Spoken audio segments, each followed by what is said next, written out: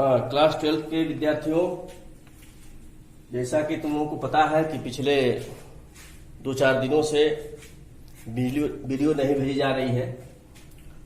कुछ छुट्टी थी, कुछ बारिश का मौसम था। आज जो है इंग्लिश ग्रामर से तीसरे चैप्टर से मैं तुम लोगों को वीडियो भेजने जा रहा हूं, जिसे ध्यानपूर्वक आप देखिए और उसको समझने का प्रयास कीजिए। इंग्लिश ग्रामर में जो चैप्टर 3 है, चैप्टर 3 यानी लेसन 3 है, उसका नाम है transformation of sentences. Transformation of sentences, वाक्यों का रूप परिवर्तन। वाक्यों को आपस में परिवर्तन किया जाता है, यह ट्रांसफॉर्मेशन के अंतर्गत आता है, जो चैप्टर 3 में है। ट्रांसफॉर्मेशन यानी वाक्यों का रूप परिवर्तन करने की कई विधियां हैं, कई मेथड्स हैं। जिसे पहली विधि है रिमूवल एडवर्ब टू, यानी TOO जो होता है एडवर्ब होता है, क्रिया विशेषण होता है। इसको हटाकर सिंपल सेंटेंस में टू का प्रयोग अगर आता है तो उसको जब हम चेंज करेंगे तो कॉम्प्लेक्स में चेंज होगा और TOO को हटा देंगे। पहली विधि है एडवर्ब टू को हटाकर। दूसरी विधि है यूज ऑफ एडवर्ब टू, यानी एडवर्ब टू को लगाकर। तीसरा interchange of degrees of comparison है। Interchange of degrees of comparison मतलब तुलनात्मक डिग्रीज का पारस्परिक परिवर्तन। 3 प्रकार की डिग्रियां होती हैं, पॉजिटिव, कंपैरेटिव, सुपरलेटिव। तो पॉजिटिव, कंपैरेटिव, सुपरलेटिव तीनों प्रकार की डिग्रियों का पारस्परिक परिवर्तन किया जाता है, इंटरचेंज किया जाता है। ये कंपैरिजन के अंतर्गत आता है। चौथी विधि है interchange of affirmative into negative. Affirmative को निगेटिव सेंटेंस में चेंज करने की विधि है, यानी सकारात्मक को नकारात्मक में। और इसके बाद है 5वीं विधि interchange of negative into affirmative. Negative sentence को अफर्मेटिव सेंटेंस में बदलने की विधि है। इसके बाद 6वां विधि है interchange of assertive into interrogative. साधारण वाक्य को प्रश्नवाचक वाक्य में बदलने की विधि होती है। इसके बाद है interchange of interrogative into assertive. प्रश्नवाचक वाक्य को फिर साधारण वाक्य में बदलने की विधि है। इंटरचेंज लास्ट विधि है interchange of assertive into exclamatory, यानी असर्टिव सेंटेंस को एक्सक्लामेटरी सेंटेंस में, साधारण वाक्य को विस्मयबोधक वाक्य में बदलने की विधि है। और फिर इसमें एक और विधि होती है एक्सक्लामेटरी को असर्टिव में, विस्मयबोधक वाक्य को साधारण वाक्य में बदलने की विधि होती है। ये आपको जो है 7-8 विधियां बताई गई हैं ट्रांसफॉर्मेशन के अंतर्गत। अब हम जो है एक एक विधि को रूल बता करके, एग्जाम्पल दे करके और आप लोगों को समझा रहे हैं कि किस तरह से ट्रांसफॉर्मेशन किया जाता है, आपस में वाक्यों का पारस्परिक परिवर्तन किया जाता है। सबसे पहली विधि है removal adverb too.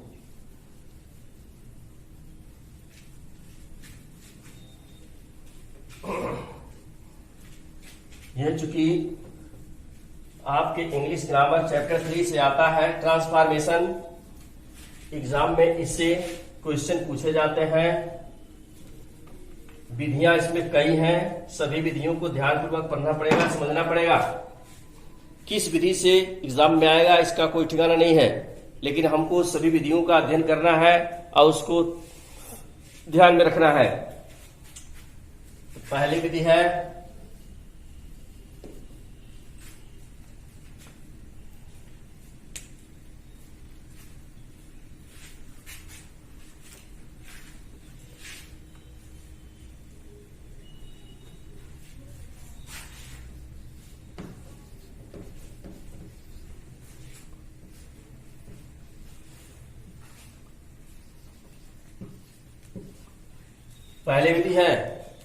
Removal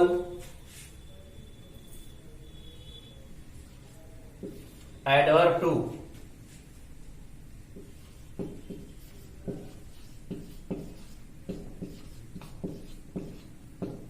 removal adverb too, मतलब एडवर्ब टू को हटाकर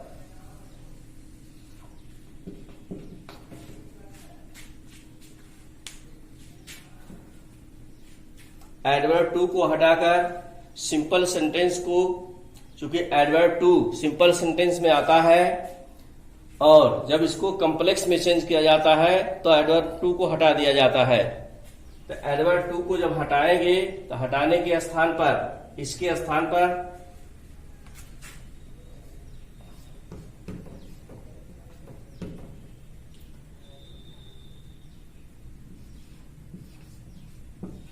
TOO के स्थान पर सो का प्रयोग करते हैं, सो का प्रयोग करते हैं।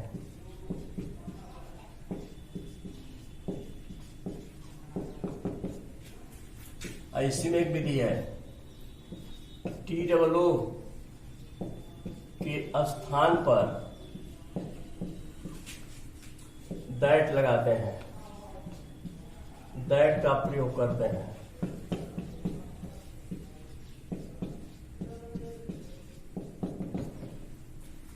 अगली चीज है सेंटेंस को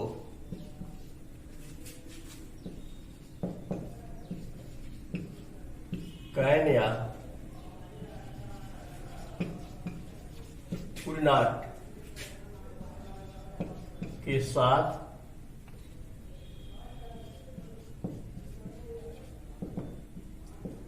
लिखते हैं।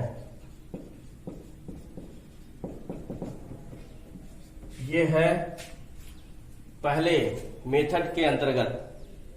TOO के स्थान पर, टू के स्थान पर सो का प्रयोग करते हैं, TOO को हटा देते हैं और इन्फिनिटी का रूप मिलेगा, वर्ब से पहले टू मिलेगा, इस टू के स्थान पर दैट का प्रयोग करते हैं और इसके बाद सेंटेंस को कैन या कुड नॉट के साथ लिखते हैं।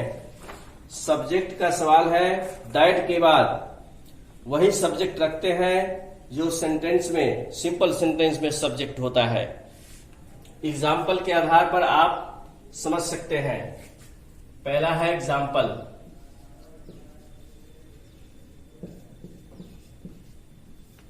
यह एग्जाम्पल है, सिंपल में है।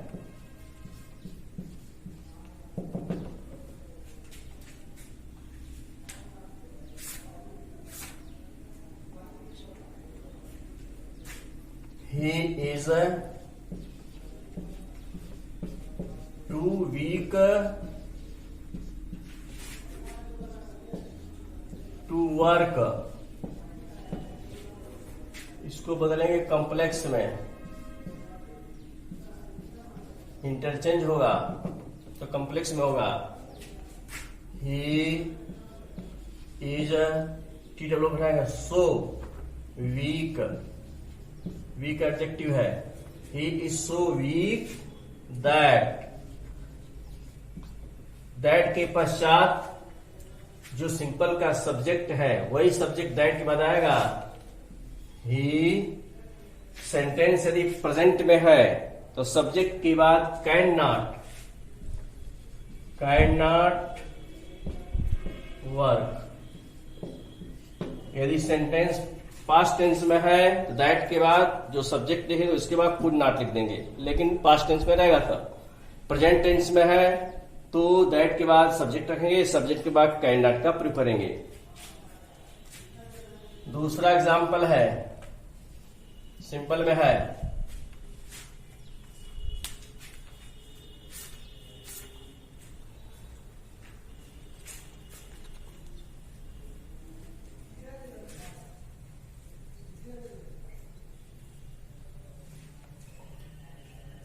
he is too proud, he is too proud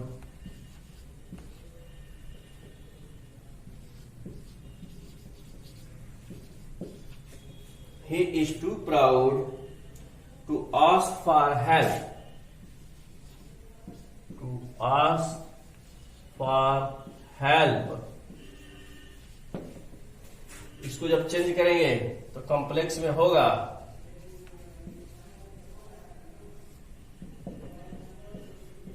he is so, ये बताया गया है टी डब्ल्यू के स्थान पर सो लिखेंगे, so proud that, T O को हटाएंगे दैट लगाएंगे। इसके बाद सब्जेक्ट ही है तो वही ही यहां जाएगा। प्रेजेंट टेंस में can not ask for help. यह विधि है एडवर्ब टू को हटाकर। इसमें एक विधि और आती है एडवर्ब टू को हटाकर में, यदि इन्फिनिटी का रूप दिया है और उसके बाद कोई ऑब्जेक्ट दिया है तो जो दैट के बाद हम सब्जेक्ट रख रहे हैं तो ऑब्जेक्ट के अनुसार हम सब्जेक्ट को रखेंगे। इस पर एक एग्जाम्पल आप देख लीजिए, तीसरा एग्जाम्पल हम समझा दे रहे हैं आपको, सिंपल में है।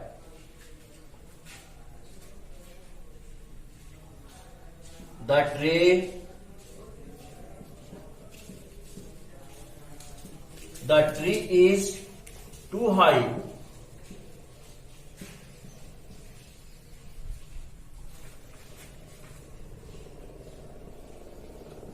for me to climb। ये सेंटेंस है आपका, the tree is too high for me to climb. यह वृक्ष मेरे लिए चढ़ने के लिए बहुत ऊंचा है। यहां टी डब्ल्यू का अर्थ होता है बहुत, देखिए टी डब्ल्यू। इसको चेंज करेंगे कॉम्प्लेक्स में होगा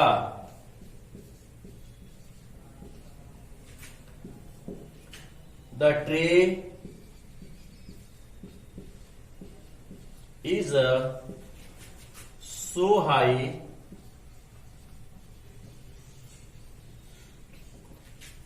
The tree is so high for me that, टीओ कटाएंगे दैट लगाएंगे।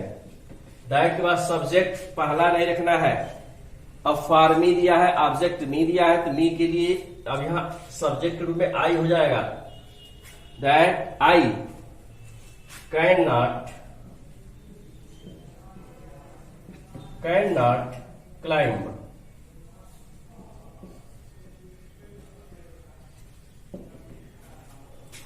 यह सेंटेंस हुआ है आपका कॉम्प्लेक्स। तो यदि एडवर्ब टू के पश्चात जब एडजेक्टिव देता है और उसके बाद फॉर मी देता है, फॉर अस देता है, फॉर हिम देता है, फॉर यू देता है, तो इस तरह से अगर देता है ऑब्जेक्ट देता है तो ऑब्जेक्ट के अनुसार दैट के बाद हम सब्जेक्ट लगाएंगे। ध्यान देने की यही बात है। अगर यदि ऑब्जेक्ट का प्रयोग नहीं दिया है, फॉर मी फॉर अस ऐसे सेंटेंस को नहीं दिया है, तो फिर दैट के बाद हम पहला जो सब्जेक्ट दिया है उसी को रख देते हैं। ये ध्यान रखने की बात है। ये एग्जाम्पल बताया गया है आपको। एग्जाम्पल के आधार पर आप समझ सकते हैं कि सिंपल सेंटेंस को कॉम्प्लेक्स सेंटेंस में कैसे ट्रांसफॉर्म किया जा रहा है। पहला तरीका है रिमूवल एडवर्ब टू, यानी टी डब्ल्यू को हटाकर। इसमें एक तरीका और है, जैसे सेंटेंस में आपको दिया गया है टी डब्ल्यू टू बी और वर्ब से पहले टू का प्रयोग दिया है, इन्फिनिटी का प्रयोग दिया गया है। अगर यदि जिस सेंटेंस में इन्फिनिटी का प्रयोग नहीं देता है, विदाउट इन्फिनिटी सेंटेंस देता है, तो एडवर्ब टू को हटा करके हम किस तरह से ट्रांसफॉर्म करते हैं, यानी कॉम्प्लेक्स सेंटेंस बनाते हैं, इसको मैं बता दे रहा हूं।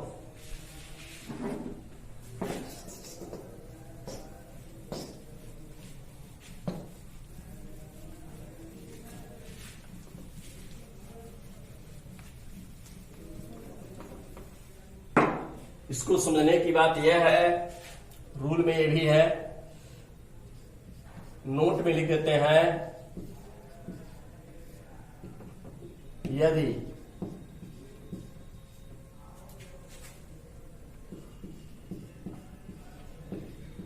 दिए गए सेंटेंस में इंफिनिटिव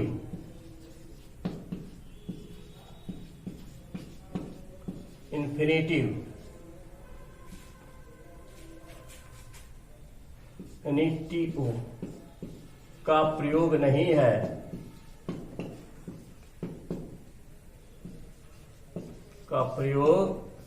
है, तो क्या करेंगे हम? TOO के स्थान पर सो का प्रयोग कर देते हैं। इसके बाद थोड़ा सा इसमें एक ध्यान देने की जरूरत यह है, एडजेक्टिव के बाद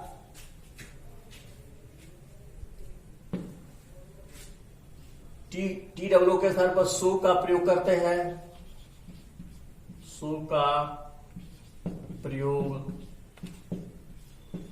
हैं,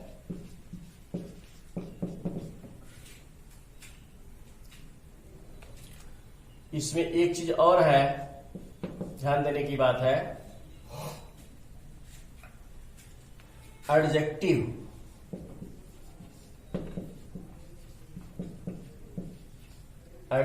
से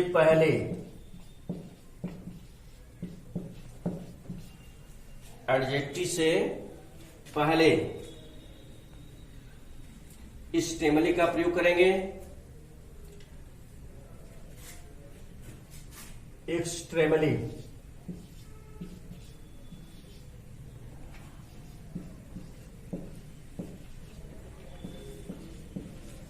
एडजेक्टिव से पहले स्ट्रेमली का प्रयोग करते हैं। और दूसरा चीज है, एडजेक्टिव के बाद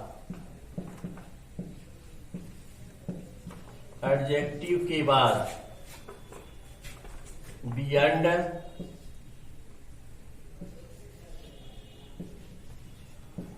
द प्रॉपर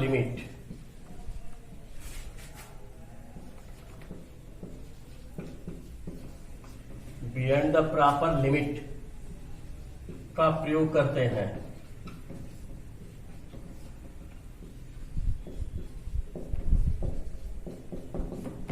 ये ध्यान की बात है।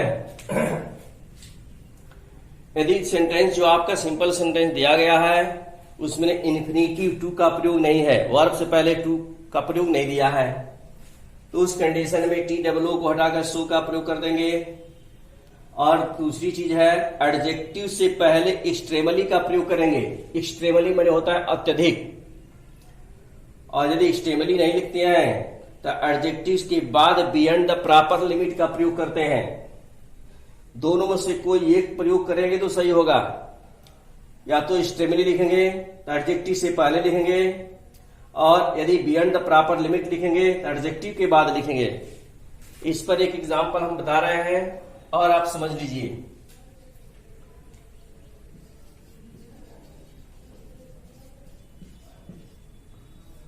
एग्जाम्पल है सिंपल में,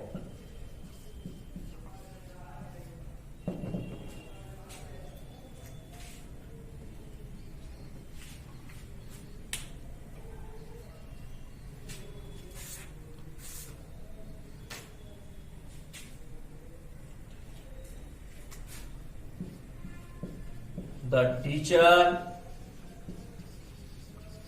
is too gentle। इसमें इन्फिनिटी टू और उसके बाद वर्ब का प्रयोग नहीं किया गया है। इस कंडीशन में हम क्या करेंगे, ट्रांसफॉर्म करेंगे, कॉम्प्लेक्स में होगा, एडवर्ब टू को हटाएंगे, सो का प्रयोग कर देंगे। The teacher is so gentle. Gentle क्या है, जेंटल जो है एडजेक्टिव है, सो gentle beyond the proper limit.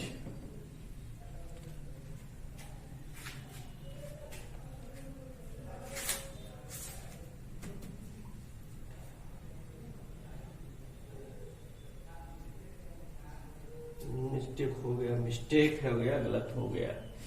इसमें TOO के स्थान पर ही हम बियॉन्ड द प्रॉपर लिमिट या जेंटल का प्रयोग करते हैं। ये सवाल गलत है, ये तरीका गलत हो गया, थोड़ा सा ध्यान देने की बात है। नहीं है तो अब क्या करेंगे? पहला तरीका यह है, एडजेक्टिव से पहले स्टेमिली का प्रयोग करेंगे, एडजेक्टिव के बाद बियॉन्ड द प्रॉपर लिमिट का प्रयोग करेंगे। यह किसके स्थान पर होगा? TOO के स्थान पर होगा। ये ध्यान, इसमें सो नहीं लगाना है, मिस्टेक हो गया, थोड़ा सा ध्यान देने की बात है। इसके पहले वाले तरीके में TOO के स्थान पर सो लगाना है, लेकिन यहां पर यदि इन्फिनिटी का प्रयोग नहीं दिया है, उस कंडीशन में TOO के स्थान पर सो का प्रयोग नहीं करना है, बल्कि TOO के स्थान पर स्टेमिली का प्रयोग कर सकते हैं, या नहीं तो बियॉन्ड द प्रॉपर लिमिट का प्रयोग करेंगे। इस एग्जाम्पल में दिया गया है, the teacher is too gentle, the teacher is extremely gentle. ध्यान देने की बात यह है, एडजेक्टिव से पहले स्टेमिली लगाएंगे, एडजेक्टिव से पहले स्टेमिली, तो जेंटल एडजेक्टिव है, इसके पहले स्टेमिली लिख देंगे, तो यहां लिख देंगे हेल्पिंग वर्ब के बाद एक्सट्रेमली,